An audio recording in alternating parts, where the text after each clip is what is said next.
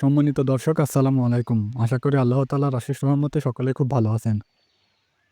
আজকে সকাল, সকাল আমি খামারের কাজগুলোকে গুছিয়ে নিয়েছি। এখন আমি কলেজে চলে যাব। বেশ অনেকদিন যাবৎ কলেজে ক্লাস হচ্ছিল না, যে কারণে কলেজে যাওয়ার প্রয়োজন পড়ছিল না। তবে এখন থেকে সপ্তাহে ৪ দিন কলেজে ক্লাস করতে যেতে হবে। এ কারণে আমি ছাগল গরুগুলোকে একটু বেশি, বেশি করে খাবার দিয়ে কলেজে চলে যাব। কলেজ থেকে বাড়ি ফিরে এসে ছাগলের থাকার জায়গাটা ঝাড়ু দিয়ে পরিষ্কার করে দিয়ে ছাগলগুলোকে নেপিয়ার ঘাস খেতে দিয়েছি। আজকে আমার কলেজ থেকে বাড়ি ফিরে আসতে ১টা বেজে পার হয়ে গিয়েছিল। কলেজ থেকে যখন আমি বাড়ি আসছিলাম তখন রাস্তার মধ্যে আকাশ মেঘাচ্ছন্ন হয়ে এসেছিল এবং আমি বাড়িতে পৌঁছাতে পৌঁছাতে মুষলধারে বৃষ্টি শুরু হয়ে গিয়েছিল।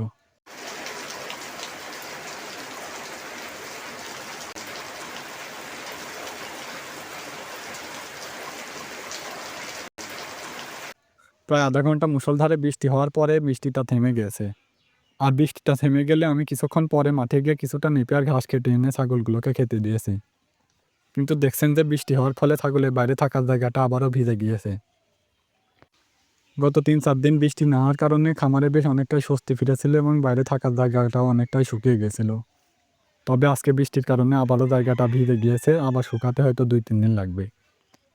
আর এর কারণ হলো আমার ছাগলের থাকার জায়গাটা বাঁশঝাড়ের নিচে, যে কারণে এখানে ঠিকমতো রোদ লাগতে পারে না। অবশ্যই এ কারণে গ্রীষ্মকালে অনেক সুবিধাই হয়, কিন্তু বর্ষাকালে রোদ না লাগার কারণে জায়গাটা ঠিকমতো শুকাতে পারে না। এ কারণে একটু অসুবিধাই হয়। এখন বিকেল হয়ে এসেছে, ছাগলগুলোকে আবারও নেপিয়ার ঘাস খেতে দিয়েছি। আজকে বৃষ্টি হওয়ার কারণে দেশীয় ঘাসগুলো কাটা সম্ভব হয়নি। আর যেহেতু আজকে দেশীয় ঘাসগুলো কাটতে পারিনি, এজন্য আজকে ছাগলগুলো শুধুমাত্র নেপিয়ার ঘাস খেয়ে থাকবে। আর যদি কালকে রোদ ওঠে তাহলে আবার দেশীয় ঘাসগুলোকে কেটে আনতে পারবো। আপনারা যারা আমার ভিডিওগুলো নিয়মিত দেখেন এবং আমার চ্যানেলটিকে সাবস্ক্রাইব করেছেন তাদেরকে জানাই অসংখ্য ধন্যবাদ। আর আপনারা যারা খামার করতে চাচ্ছেন বা ইতোমধ্যেই শুরু করে দিয়েছেন তাদের জন্য রইল আমার পক্ষ থেকে শুভকামনা।